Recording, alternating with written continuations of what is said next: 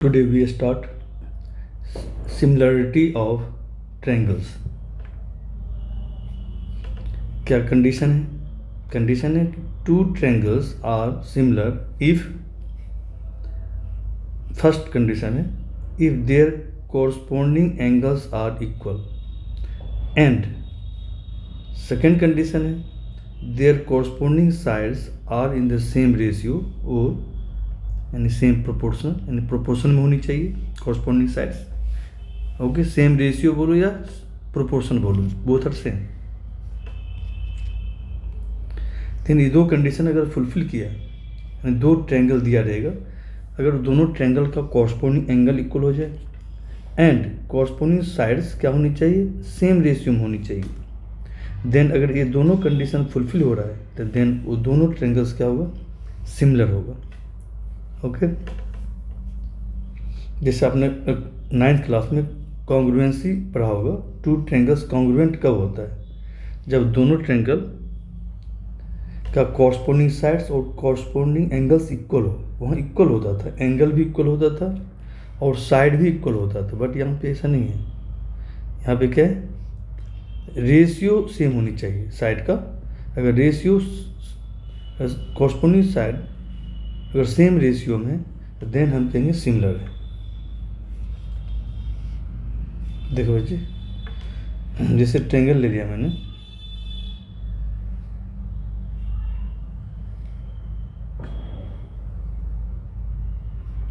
ABC triangle ले लिया. दूसरा ट्रायंगल ले लिया मैंने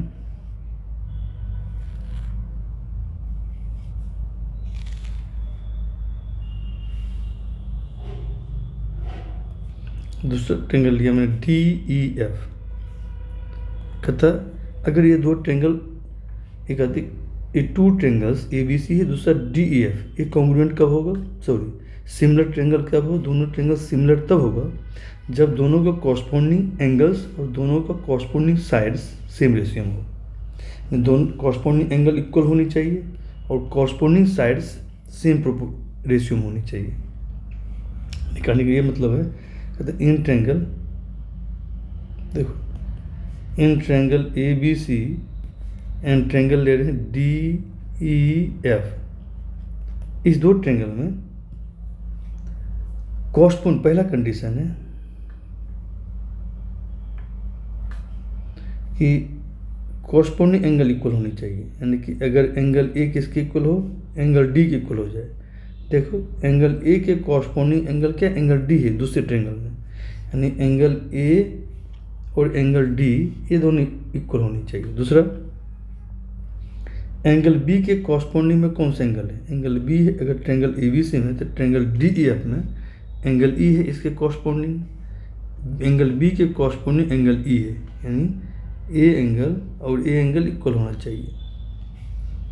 angle B equal to angle E. Next क्या है, एंगल C. देखो C के कॉरस्पॉन्डिंग कौन सा एंगल है, एंगल F है, तो एंगल C किसके इक्वल होनी चाहिए, एंगल F के इक्वल होनी चाहिए, यानी कॉरस्पॉन्डिंग एंगल दोनों की इक्वल है. अब सेकेंड कंडीशन क्या है, ये तो कॉरस्पॉन्डिंग एंगल इक्वल हो. सेकेंड कंडीशन कह रहा है कि केवल, सेकेंड कंडीशन कह रहा है एंड, सेकेंड कंडीशन है कि कॉरस्पॉन्डिंग साइड दोनों ट्रायंगल का सेम रेशियो में होनी चाहिए, सेम रेशियो में. अब AB के कॉरस्पॉन्डिंग साइड कौन सा है, ट्रायंगल DEF में. ट्रायंगल DEF में कॉरस्पॉन्डिंग साइड है DE. अब देख लो यहाँ पे AB फर्स्ट और सेकेंड पॉइंट है, यहाँ भी DE ये फर्स्ट और सेकेंड पॉइंट है, यानी AB के कॉरस्पॉन्डिंग साइड है DE. तो AB और DE का रेशियो लेंगे, क्या लेंगे, AB डिवाइड बाय DE. हो गए. दूसरा किसका रेशियो निकालेंगे, अब BC और EF का. देखो BC कॉरस्पॉन्डिंग कौन सा साइड है दोनों ट्रायंगल DEF में. अगर ABC में BC लेंगे तो ट्रायंगल DEF में BC के कॉरस्पॉन्डिंग साइड है EF. तो बी सी और ई एफ का रेशियो फाइंड आउट करेंगे, बी सी और ई एफ का रेशियो फाइंड आउट करेंगे। फिर तीसरा ए सी, देखो ए सी कॉरस्पॉन्डिंग कौन सा साइड है दूसरे ट्रायंगल में। अगर हम इसका ए सी लेते हैं फर्स्ट और थर्ड पॉइंट, इसका भी लेंगे फर्स्ट और थर्ड पॉइंट, देन ए सी के कॉरस्पॉन्डिंग साइड है डी एफ, यानी कि ए सी के कॉरस्पॉन्डिंग साइड कौन सा है, ये डी एफ है। तब क्या करेंगे, A C divide by D F find out करेंगे। ओके, अब कहते हैं सारी रेशियो क्या होनी चाहिए, सेम होनी चाहिए, है ना। कह रहे corresponding sides are in the same ratio, सभी का रेशियो सेम होनी चाहिए, यानी इक्वल होनी चाहिए। जितना इसका रेशियो आएगा वही इसका आनी चाहिए, वही इसका होनी चाहिए, यानी रेशियो क्या होनी चाहिए, ये सारे रेशियो इक्वल होनी चाहिए। यानी A B divide by D E equal to B C divide by E F equal to A C divide by D F. अगर ये तीनों रेशियो इक्वल है, यानी कॉरस्पॉन्डिंग साइड सेम प्रोपोर्शन में, यानी कॉरस्पॉन्डिंग साइड क्या are in the same ratio, और angle भी इक्वल है, angle A equal to angle D है, angle B equal to angle E है, angle C equal to angle F है, और corresponding side are in the same ratio, same ratio है। अगर ये दोनों कंडीशन फुलफिल कर रहा है देन कहेंगे ये दो ट्रायंगल सिमिलर है, दो ट्रायंगल क्या है, सिमिलर है। तो देखेंगे therefore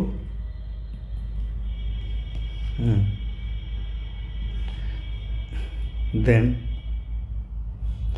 triangle ABC and triangle DEF are similar, दोनों ट्रायंगल सिमिलर है। सिमिलर को हम डिनोट करते हैं इस तरह से, देखो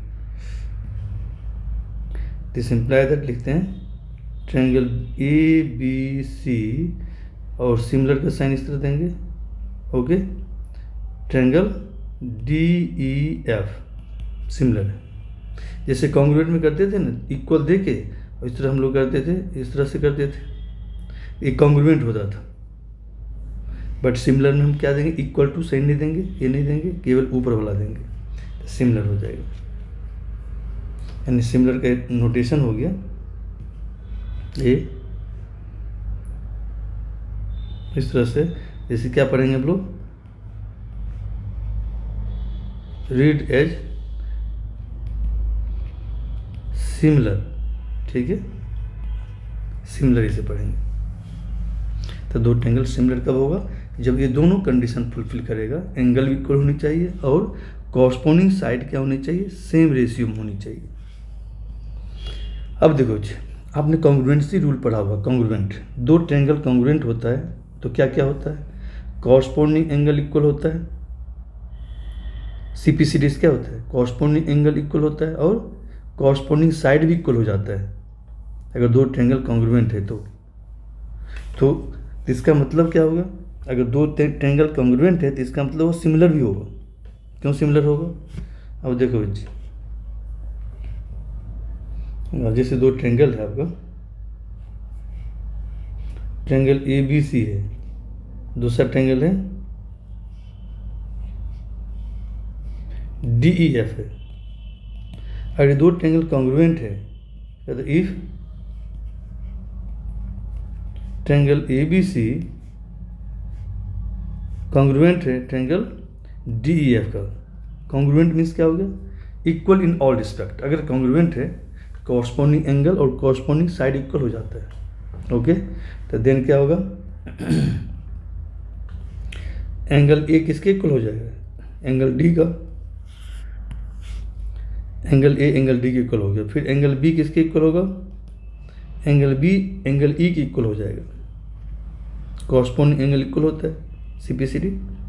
और एंगल C किसके इक्वल हो जाएगा, angle C equal to angle F हो जाएगा। ये तो एंगल इक्वल हो गया।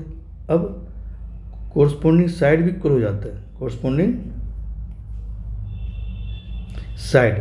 तो देखो AB के कॉरस्पॉन्डिंग साइड कौन है, DE है, and AB equal to DE। दूसरा क्या होगा, BC कॉरस्पॉन्डिंग क्या है, EF है, B C equal to E F, and तीसरा क्या हो जाएगा, ए सी के कॉरस्पॉन्डिंग, देखो यहाँ ए सी लेंगे तो इसका क्या लेंगे, डी एफ, तो ए C equal to D F, यानी कॉरस्पॉन्डिंग एंगल और कॉरस्पॉन्डिंग साइड इक्वल हो जाते हैं अगर कॉन्ग्रुएंट है तो। ओके,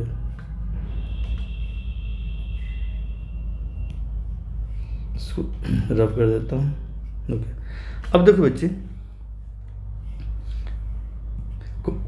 अब सिमिलर ट्रायंगल के लिए क्या होता है, कॉरस्पॉन्डिंग एंगल तो इक्वल होनी चाहिए, कॉरस्पॉन्डिंग एंगल तो इक्वल है ही, और कॉरस्पॉन्डिंग साइड सेम रेशियो में होनी चाहिए। अब हम इस दोनों का रेशियो लेंगे, तो दोनों इक्वल है तो रेशियो 1:1 हो जाएगा। जब दो क्वांटिटी इक्वल होता है, जैसे 3/3 इक्वल, तो इसका रेशियो क्या होगा, 1 हो जाएगा, कैंसिल कर जाएगा, डिवाइड हो जाएगा। तो इस तरह से कहता है अगर ए बी और डी इक्वल है तो A B divide by D कितना हो जाएगा, 1 हो जाएगा। क्या हो जाएगा, 1। देखो क्या हो जाएगा, since A B equal to D E, this imply that A B divide by D, जब दो क्वांटिटी इक्वल होता है उसका रेशियो क्या होता है, 1:1 हो जाता है, 1 हो जाता है, 1 की इक्वल हो जाएगा। फिर इक्वल है तो कैंसिल हो जाएगा, दोनों इक्वल है। ओके, नेक्स्ट, बी सी और ई एफ इक्वल है, B C equal to E F, this imply that B C divide by E F कितना आएगा, 1। फिर ए सी और डी एफ भी इक्वल है, A C equal to D F, this imply that A C divide by D F equal to 1, E F आएगा यहाँ पे, E F. Okay, अब देखो बच्चे, इस तीनों का रेशियो 1 की इक्वल है, तीनों 1 की इक्वल है, इसका मतलब तीनों इक्वल है, तो दिस इम्प्लाई दैट क्या हो गया, A B divide by D E equal to B C divide by E F equal to A C divide by D F. तीनों किसके इक्वल है, 1 के इक्वल है, तीनों इक्वल हो गए। अब देखो बच्चे, दोनों कंडीशन अब फुलफिल हो रहा है। सिमिलर ट्रायंगल होने के लिए क्या होता है, कॉरस्पॉन्डिंग एंगल इक्वल होता है, ये फर्स्ट कंडीशन फुलफिल हो रहा है। और क्या होना चाहिए, कॉरस्पॉन्डिंग साइड सेम प्रोपोर्शन में होनी चाहिए। देखो कॉरस्पॉन्डिंग साइड क्या है, सेम प्रोपोर्शन में इक्वल है, सभी रेशियो इक्वल है, ए बी और डी का रेशियो, बी सी और ई एफ का रेशियो, ए सी और डी एफ का रेशियो इक्वल है। तो दोनों कंडीशन फुलफिल हो रहा है कि कॉरस्पॉन्डिंग एंगल इक्वल है और कॉरस्पॉन्डिंग साइड सेम रेशियो में। इसका मतलब क्या है कि देयरफॉर क्या हो गया, therefore triangle A B C क्या हो गया, सिमिलर है ट्रायंगल डी ई एफ का। हमने क्या लेक चला था कि ट्रायंगल जो है ए बी सी कॉन्ग्रुएंट है, यही लेक चला था ना। अगर ये कॉन्ग्रुएंट है तो ये तो क्या होगा, सिमिलर भी होगा, क्या होगा, सिमिलर भी होगा। इसका मतलब क्या हुआ कि अगर दो ट्रायंगल कॉन्ग्रुएंट है तो ऑलवेज वो दोनों ट्रायंगल क्या होगा, सिमिलर भी होगा। तो याद रखिए, नोट लिख रहा हूँ, if first if two triangles are congruent, then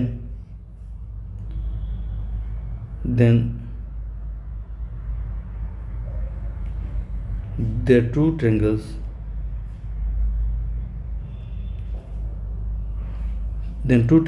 are always similar।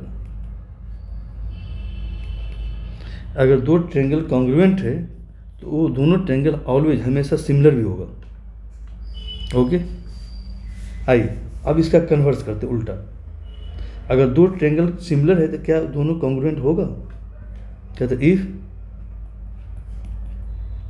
To triangles are similar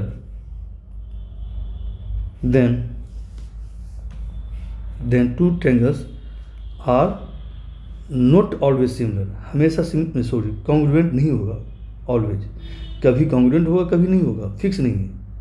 ये तो फिक्स है, अगर कॉन्ग्रुएंट है तो हमेशा ही सिमिलर होगा। बट अगर दो ट्रेंगल सिमिलर है तो वो ऑलवेज कॉन्ग्रुएंट होगा, ये नहीं कह सकते हैं। It is not necessary. If two triangles are similar then it is not necessary, it is not necessary that two triangles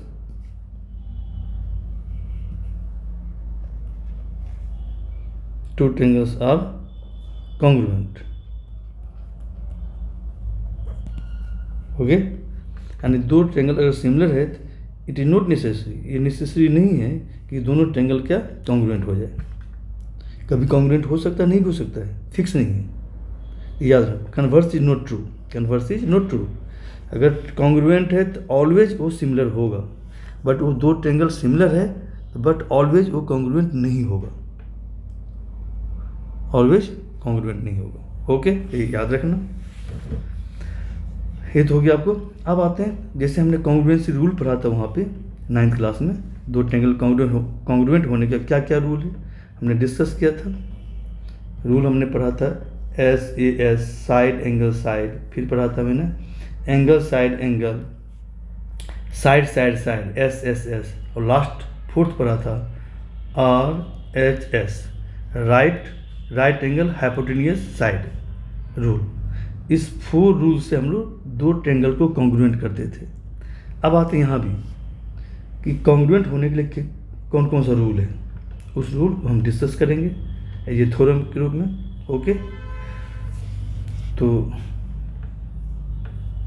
चलो नेक्स्ट वीडियो में हम लोग डिस्कस कर लेंगे। ओके।